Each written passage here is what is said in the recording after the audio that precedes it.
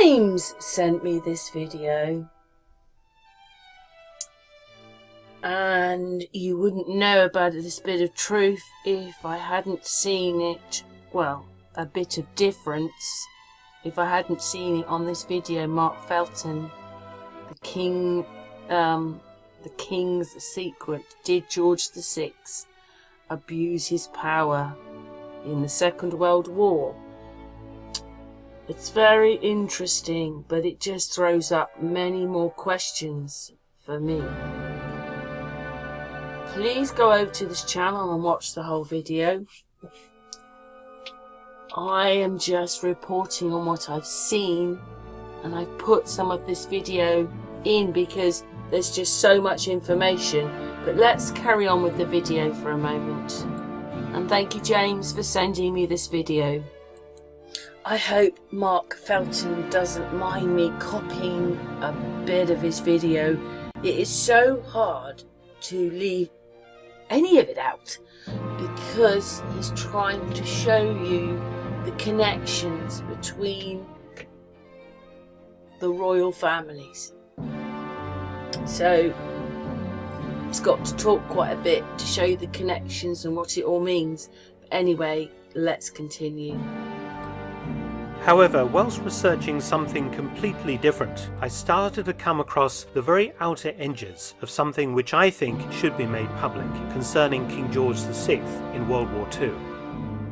This secret operation that I've uncovered you won't find referenced in any history books about King George VI or the Second World War, or if you do, they are the most oblique references as possible. At the Royal Archives at Windsor Castle, which is where I discovered the documents to make this video. So why is that? Well, it's because the operation was kept secret, using British military resources to help his own German royal relatives, many of whom were Nazis or Nazi supporters during the war. An operation that, had it been made public in 1945, would have caused great disquiet in Britain, and I'm sure some direct criticism of the British royal family. So bear with me. You first need to understand just how German the British royal family still was in World War II, and the cosy royal trade union that existed across Europe that stood above national politics. The current royal house that sits on the British throne is primarily German in origin. King George VI descended from the first king of that dynasty, George I, who was also King of Hanover in Germany. This is what you find out if you start to do research. You realise they're not just king in your country, they're king in another country. Who has a system like that? The Romans.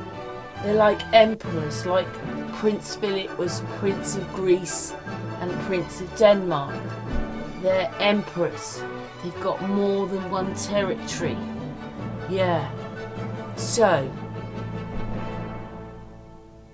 that's what these people are. Subsequent kings and queens in this family largely married continental cousins, almost always German or partly German. George VI himself was basically German. His father George V was German and Danish, and his mother, Queen Mary, was also German with a dash of Hungarian. It was George V who changed the family name from the distinctly un-British Saxe-Coburg und Gotha to Windsor, which it has remained so to the present day.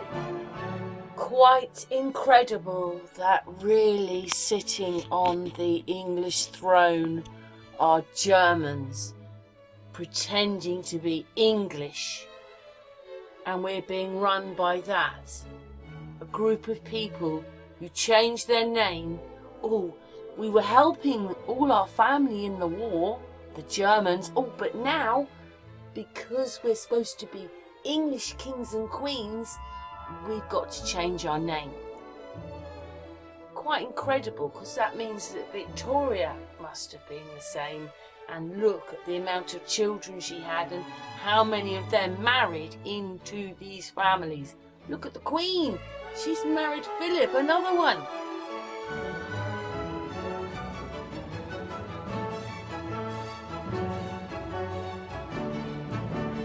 quite incredible that we haven't noticed this and how important it was, realising that these people were Germans, but they're the Romans.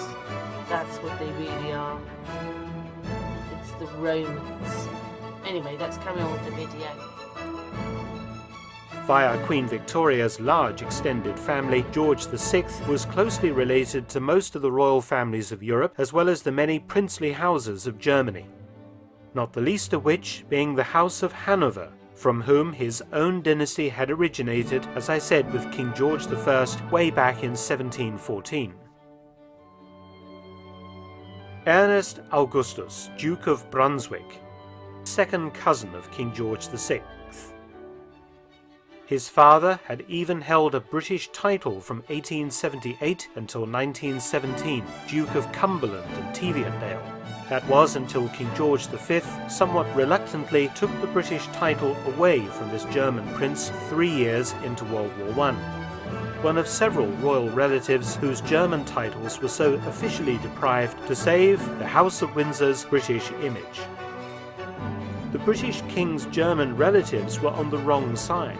He says that they're on the wrong side, but all I can see is, when they're looked up, so some have a totalitarianism structure.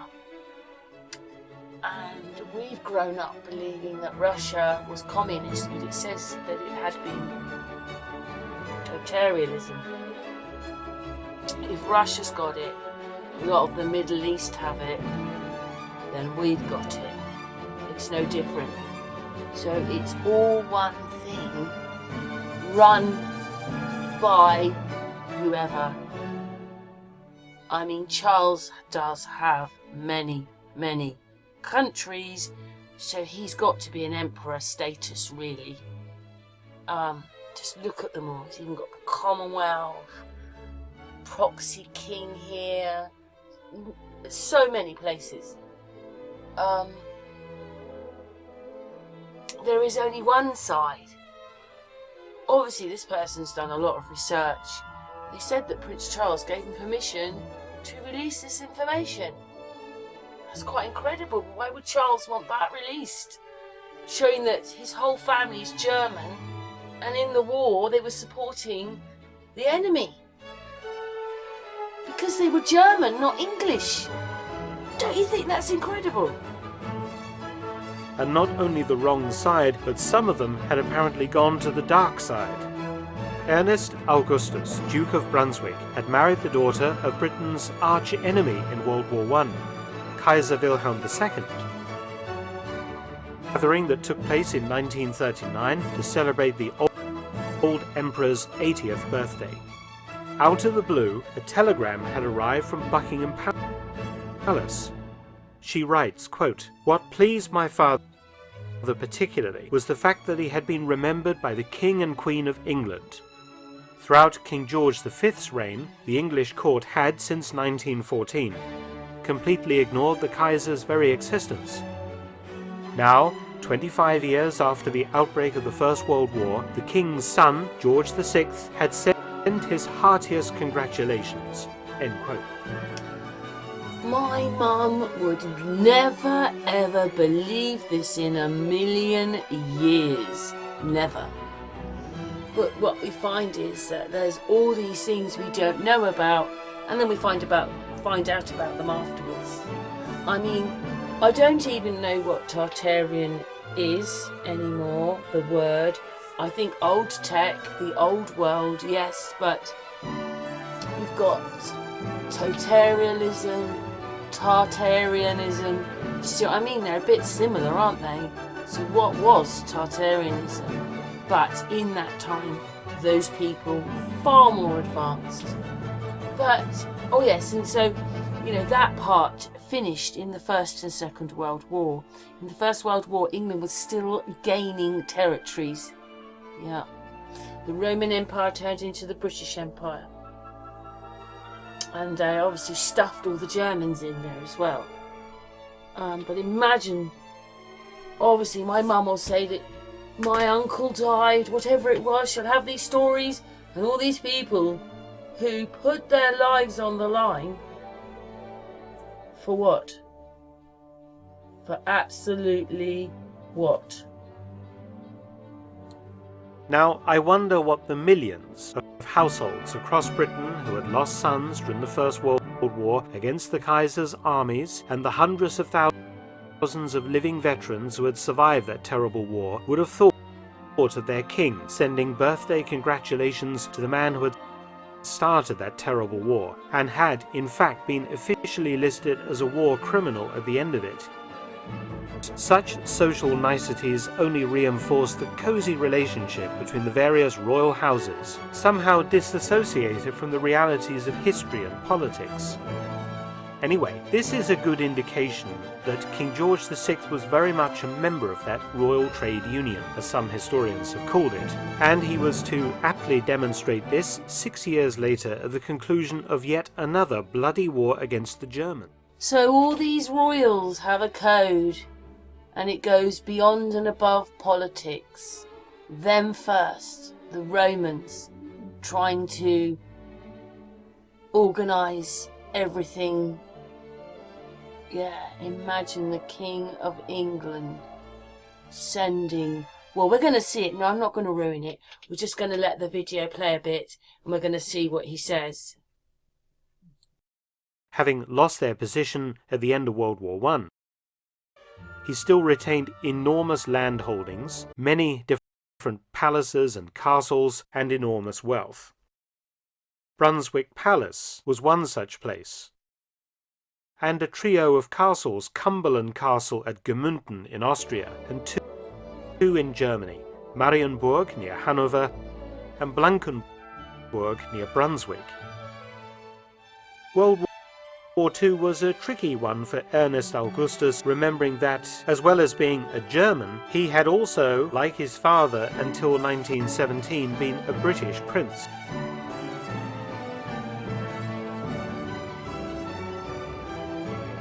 In the 1930s, he had tried for rapprochement between Hitler and Britain.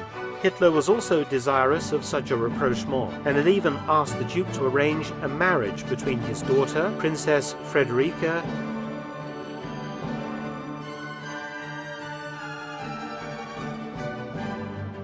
and the Prince of Wales, later King Edward VIII. The Duke had refused, believing that the age difference between the two was too great. Interestingly, in 1936, following Edward's abdication, the newly minted Duke of Windsor and his wife Wallis had stayed with the Duke at Cumberland Castle in Germany. Ernest Augustus never formally joined the Nazi Party, though it has emerged he attempted to join in 1941, but he did donate funds to the Nazis and was close to several of the top Nazi leaders. In 1999, Bild-Zeitung, a German newspaper, alleged that after an investigation that Ernest Augustus profited from the expropriation of Germany's and Austria's Jews, taking shares in a Jewish-owned bank and an Austrian building firm, as well as several other companies. The Duke's grandson sued Bild over these allegations. The World War II Grand Duke's son and heir, confusingly again Ernest Augustus, joined the SS in 1933 but left after 1 year. During World War II he fought on the Russian front as an army officer and was later imprisoned by the Gestapo after the 1944 July plot. In 1936, Berlin held the Olympics. They say that some countries didn't go to it because Germany was picking up speed in wanting to rule the world, and so these people didn't go. It was obviously a very big event that went through the city. And then I saw it. Do you see what's here? An eagle. Now, Hitler has come in. Heil Hitler, swastika, changed everything, but the Olympics procession through the town has to have eagles in it. So he was flying swastikas on the flags, you can see some up here, but then the double eagles go by, and I thought, if he was a real person and he really wanted something, well, I'm not saying we all agreed with it, but if he wanted this thing, this new world with the swastikas and the Heils and all that, and it was all different, why on earth would he, for the procession through town, have on the flags double eagles? You do not put double eagles up for nothing. I've done so many videos about it. The presidential seal has an eagle like this. It's a one-headed eagle, but it's still got the legs and things in its legs, just like lots of other countries. I've shown you flags of the people still flying the eagles. If you had started some new, I suppose they were fascist, weren't they? Were they? Oh, I don't know, whatever it was. You would not, in your procession through town, when you now are the top man in the world, be showing double eagles. So my thoughts were that Hitler actually has to be an emperor, because you only fly double eagles when you're an emperor. And as you can see, the royal family are German and don't really want you to know about it, so they changed their name. But if you are got something new in the world, you would not be flying double eagles. So he had to be an emperor. So at the beginning, he's obviously a goodie. By the end of the war, he's killed himself and it's over. So the story changed. So I always thought that was quite fascinating. It has to be, because if so, say for instance, I take over the world. I'm not going to be flying them, am I? Oh yes, let's just put the flags up. Those are for the Romans. But I really don't understand what you don't see. Do you see that? That's a row of Germans with swastikas, and the things they are holding are just like the Roman things. And you won't believe it, but you see these? These are eagles on the top. Eagles! Can't you see? We've all been lied to. That is a bunch of Romans with eagles. Yeah, do you get it now? It is crazy, but that's what I see. The Duke of Brunswick had married, as I mentioned, the Kaiser's daughter, Princess Victoria Louisa of Prussia. She herself was a great-granddaughter of Queen Victoria. Towards the end of World War II, the Duke and his wife resided at Blankenburg Castle. By April 1945, the US Army was rapidly approaching the village of Blankenburg and the Harz Mountains region, which was being defended by what remained of the German 11th Army. For the first time, Blankenburg was directly threatened by enemy action. US artillery fire struck the town, and aircraft also attacked it. Patients from the local hospital were evacuated to the castle for safety, including wounded German soldiers. But the castle was also crammed full of art treasures and precious items, much of it owned by the royal family, others evacuated to the castle from museums for safekeeping. The cellars were also crammed with boxes of German Foreign Office files from Joachim von Ribbentrop's department, containing all the documentary evidence of pre-war German diplomatic contacts with Britain and other nations. I've put a bit more a little bit later on in the video. This is London, bombed in the Second World War. I'd say we lost. Amazing that all this is just concentrated on one place, but I'd say we lost. That looks like we lost. And as I've said, Hitler was an emperor. Strange hand he's got there. Look at the palm of his hand. Can you do that? Don't think anybody can do that. Do you see that? That's a bit weird, isn't it? But anyway,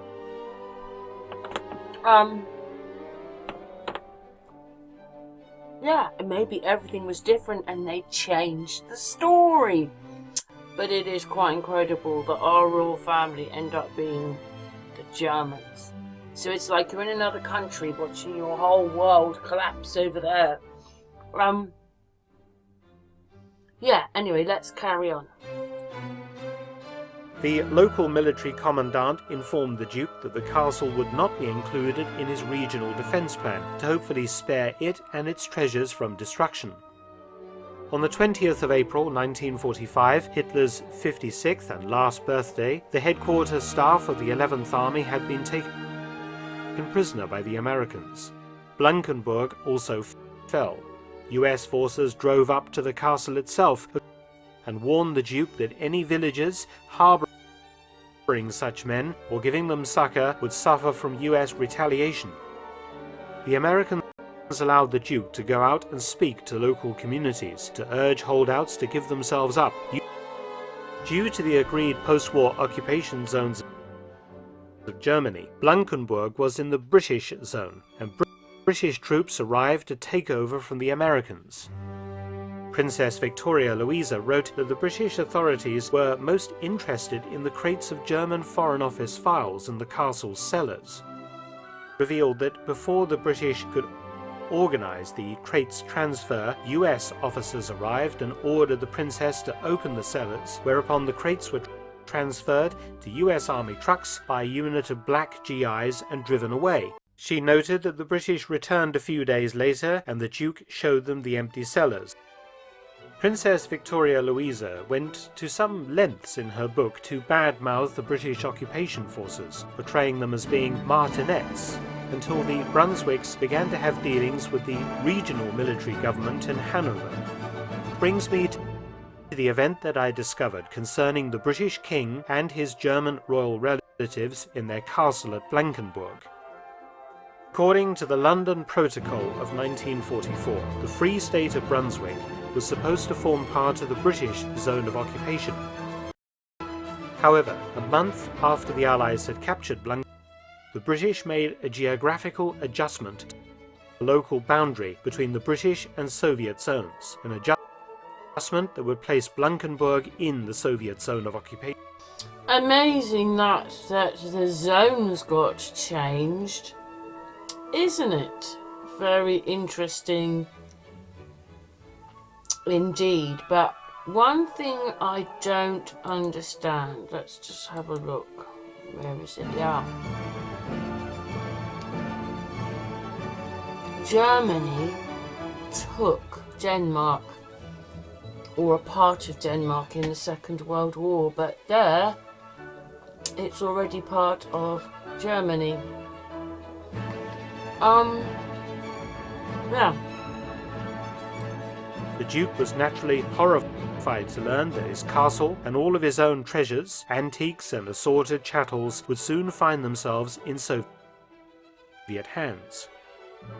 As I mentioned, the castle had also been operating as a collecting point for other Brunswick art treasures from regional museums. The Duke had also brought to the castle valuables from yet another of his own properties, Herrenhausen, to protect them from Allied bombing. Special Allied Art Treasure Collecting Centre had been established at Keller, 30 miles northwest of Brunswick, under German art dealer E.J. Otto. At Blankenburg Castle, the provincial conservator, Karl Sedke, was in overall charge of the treasures. Somehow, news of the plight of the Brunswicks reached Buckingham Palace, and King George VI, the Duke of Brunswick's cousin. An order, and it was an order, as I will shortly show, was issued by King George VI through the chain of command to the British 11th Armoured Division and its 159th Infantry Brigade. I have mentioned it before, right, when they've told us that the king or the royal family of today take a back seat and it's the government that deals with everything. But to have a king and a government, it has to be both of them. You can't have one without the other, otherwise it doesn't work in this supposedly constitutional thing. But the king holds the ace. If they want to disband the government because they're not happy, they can do it. They have the overall control to say what they want to happen, supposedly. And so that would mean he exercised that. A British king in the middle of a war, and actually all they're doing is helping people who are German in those countries while British troops are fighting those countries. But, you know, at the end of the day, when I saw how bombed London was, now, not that you can really see it, but this is London, and this is what supposedly happened in the Second World War. It got that bombed. It's hard to believe that we had a Royal Air Force protecting our country, isn't it?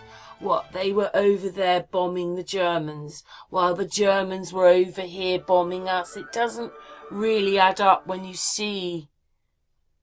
I mean, that's utter devastation.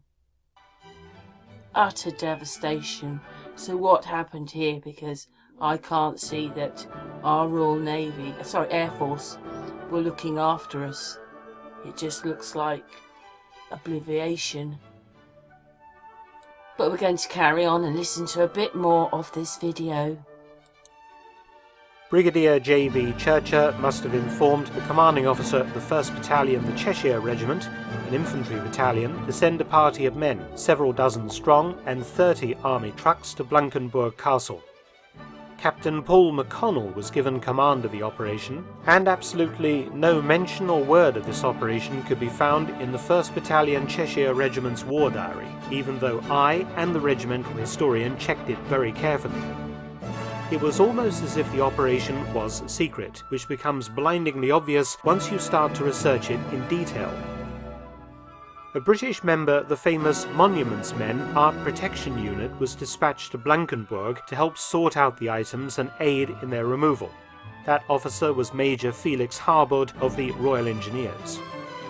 The operation would involve the removal of the museum collections from Blankenburg to the Allied Art Collection Point at Keller, but also, and this is the important point, primarily the packing up and removal by British soldiers using British Army transport of the private treasures, property, furniture and other chattels of the Duke of Brunswick, and its removal to another of his properties, Marienburg Castle.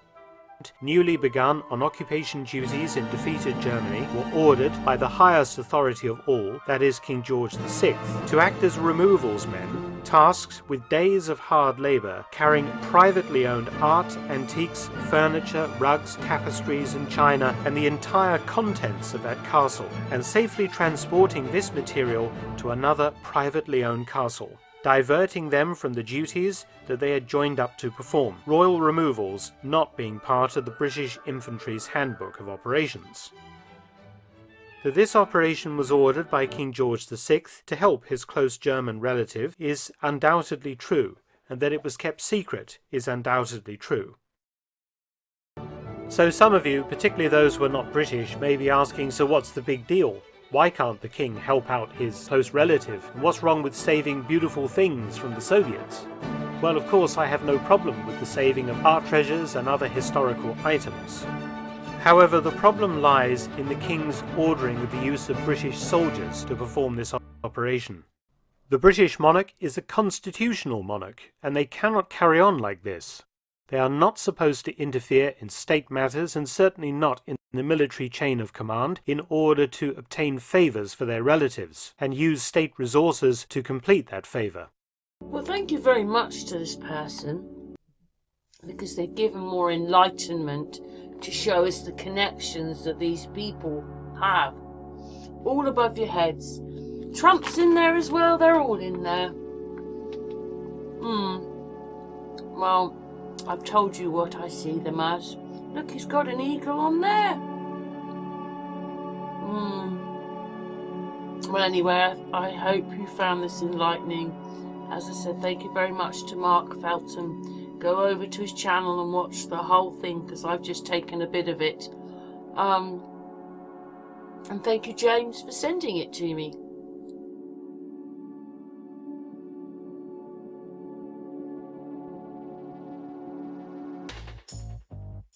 This is a bit of Google Maps of Thatcham, the place where I live, and you can actually see the houses individually there. What it is me and Jimbo have booked a little trip to Morocco in I don't know, 6 weeks' time, I think. We come in at Marrakesh and then we're driving to that place there, which is on the sea. And I thought last night I'd get the maps out and Google Maps and just take a little bit of a deeper look. Oh, what do we see? Circuit Board City. This bit here is definitely older, almost looks Aztec-like. Yeah, look at that. That was something much older.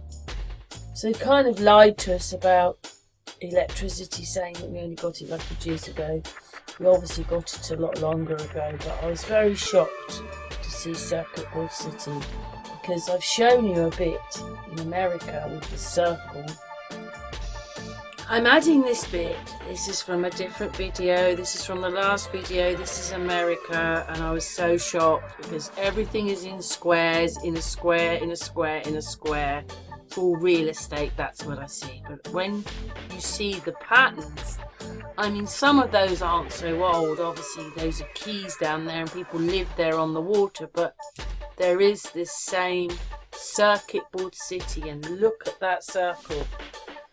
What is that? That is quite amazing. It's down there by Florida, or on that bit there. Yeah.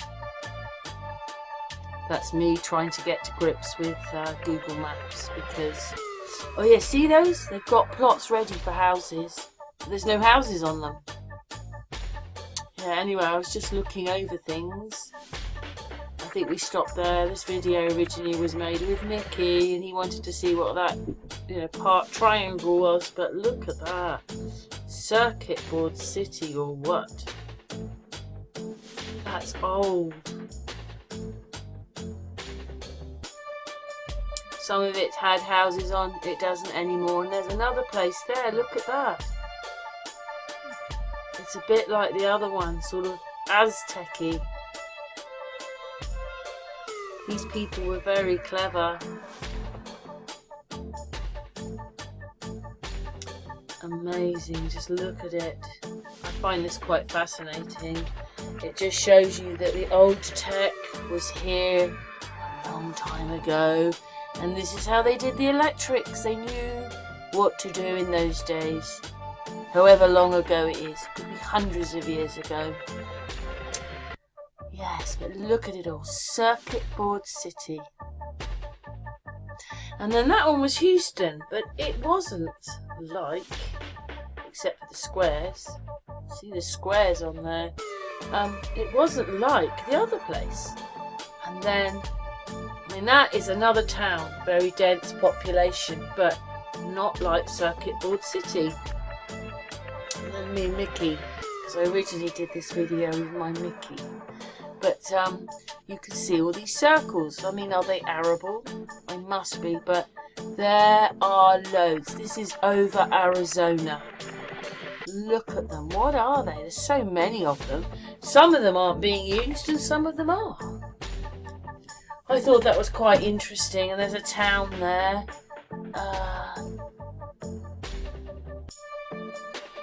Yeah, that little town in the middle of all those. Would you want to live there with all those circles around you? I am surrounded by circles.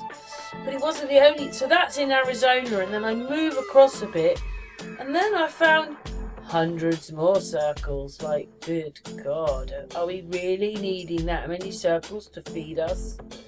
And that would be doing the Americans, not the world, really. Or maybe some of the fruit would be, but what are they if they're not agriculture? And you can see those ones are green, so obviously using those. And then you can see down here, they've left those ones. Those ones are redundant ones. Looks like a bomb's gone off, doesn't it? But look at them all. Just look at all those circles. Hundreds of miles of circles. Wow. I mean, obviously Google Maps isn't rendering quick enough, but they're all circles. Amazing. Absolutely amazing. And then I found some more. Oh, that one's Dodge City.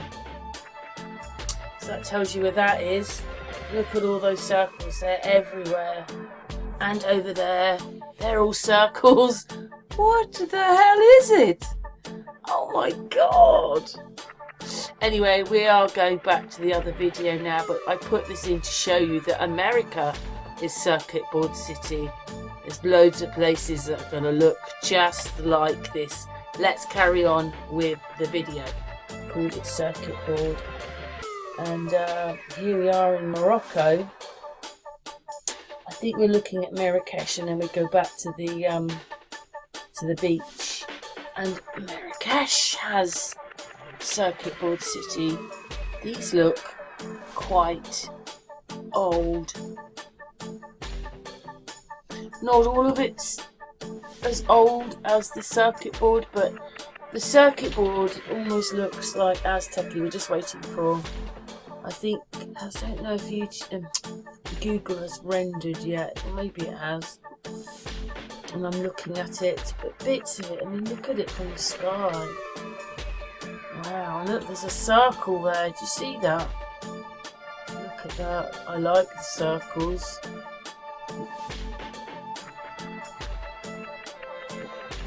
And I was just going through the map, because obviously to do the whole of Morocco would take quite a while, but I was interested once I found that, and I just went to a few places, and I think I can see it. That looks it just looks very old, doesn't it? Look at that, then it suddenly just stops and then it becomes fields.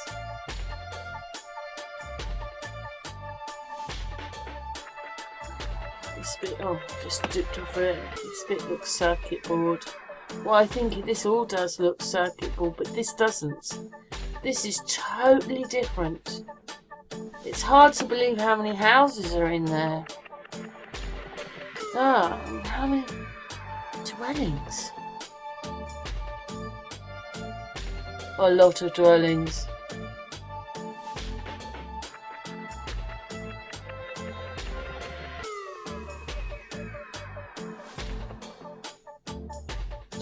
Anyway, I was just looking around, waiting for Google to render, looking at some of the shapes in the ground. I mean, those are quite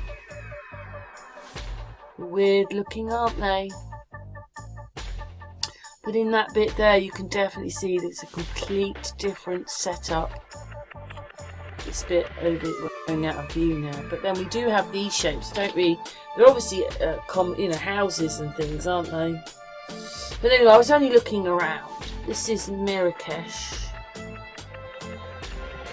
Look, that's so different. But there's a circle there. Look at that. I wonder what the circles mean. Maybe they've ruined that one, or was that and everything on and they've taken them off? I don't know. They do the strange things, don't they, the Romans? I'm not sure what that place is either. Did enjoy getting Google Maps out and looking, because obviously I found it all in America.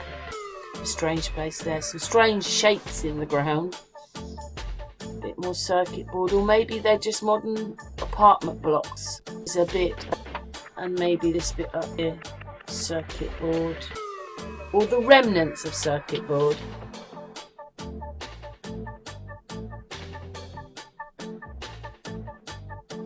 So I was just looking around. Obviously, when you zoom in, the map becomes absolutely enormous. You don't even know where you're going. Oh, there's an airport. Oh, that's the airport runway I'm coming in on. I mean, if that's the runway, it looks so small. That's a bit more circuit.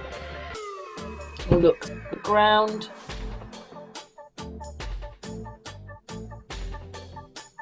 Oh, it's not this.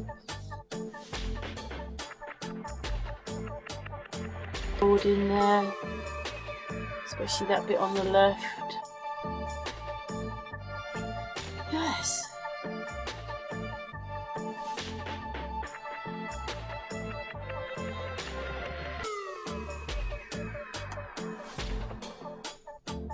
More circuit. The countryside, desert. It's hard to quite work the houses in Thatcham. Looking around this, we'll just go back to the seaside. Here we are back at the sea, and I think that has a bit of circuit board city. And this is how they worked out how to do all the a long time. You can see everything's in computer inside it, but because even when I did it in America, we found board, but some of it wasn't. Definitely wasn't. Totally different. Obviously made a lot newer. And still waiting for Google Maps to render. But I think we're going to find this is circuit board here. Look, this is different, but this looks very old. Yeah, anyway, I found it very interesting doing this. And somewhere in here I will stick in the America, just a little bit of the American one. Strange shapes in the ground always, whatever they are. Apartment blocks. But they look old, don't they? A lot of it looks old.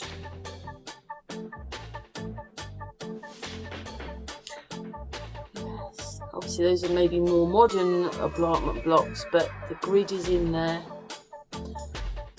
That is so computer chip-like, but we've seen it in this map. I was very pleased. Look. And of course you've always got to wait for Google to upload. Rendering at the moment. There you go. Oh, there as well. Look at that.